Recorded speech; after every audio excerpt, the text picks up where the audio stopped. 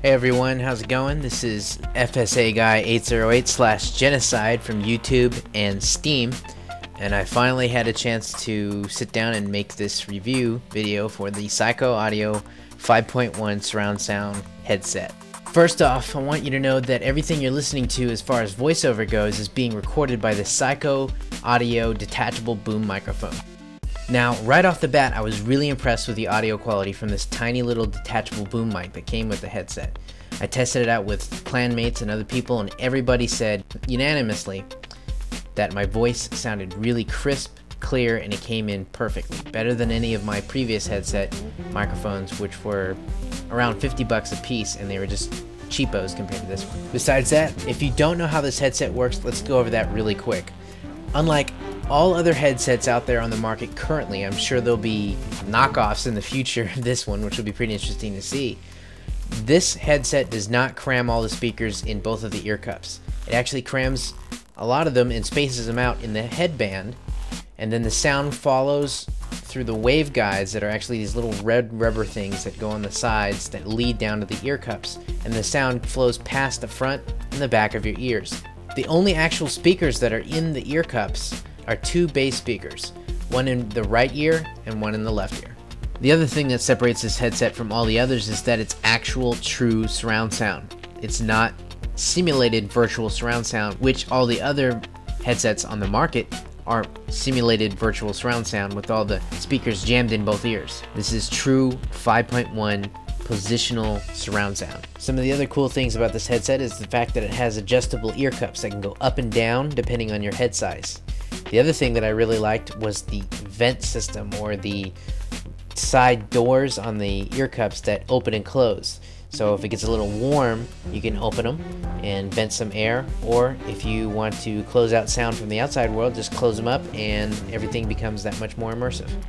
I noticed while testing out this headset, it doesn't really get that warm or uncomfortable to wear until about 3 or so hours of play. Then all you gotta do is take it off, adjust your head, maybe stretch a little bit, and you're good to go. As far as setup goes, it was really easy. The instructions are basically laid out for you from A to B on the back of the box.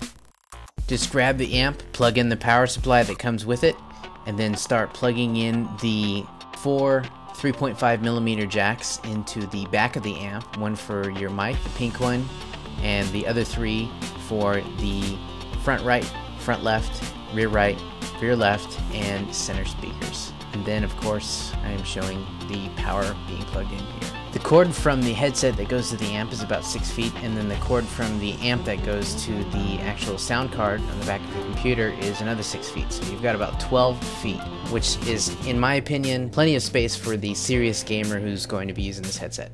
After that, take the cord from the back of the amp and start plugging it into your sound card. It's pretty easy, and I recommend getting a sound card. Don't plug it into your motherboard. The sound just sounds way different. You can definitely tell a huge sound quality improvement when you put it into a professional sound card. My sound card is a Striker 7.1 HCI by Omega, and it's not the best sound card out on the market, but it's definitely a solid and really good sound card. It's not along the lines of X5 from Creative or anything like that, but it's a really good sound card. The next step is to turn on your computer and configure your sound card. There's no software that comes with this headset because everything is built in and it's all analog. So this is what my sound card looks like, and what I did was I turned it to 6 channel, which is 5+1, and then I made sure all of the enhancements were turned off, like I'm turning EX Ear 3D off, turning off the virtual 7.1, which will totally mess up your speakers.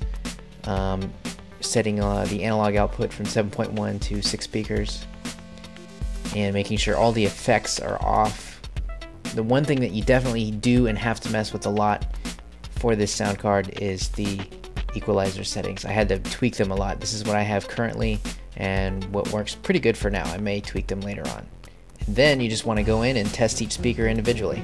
And And the cool thing about this headset is on the amp, each channel lights up for which direction the sound is coming from each different speaker. That's really cool. So if you want to make sure your headset is working properly and you want to look at it visually, you can tell by looking at the little lights, the LED lights that light up on the amp.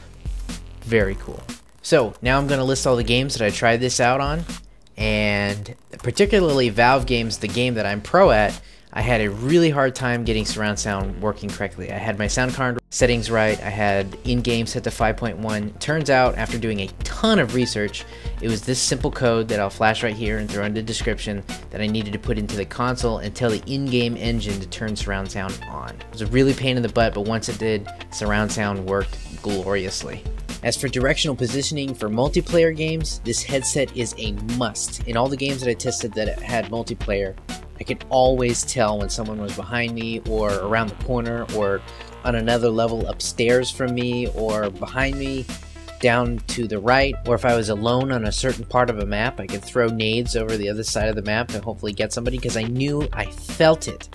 I didn't just hear it, I felt that I was alone on that part of the map. It's the coolest thing and the freakiest thing about the headset is that you feel it. You don't hear it, you feel it if your headset's set up right.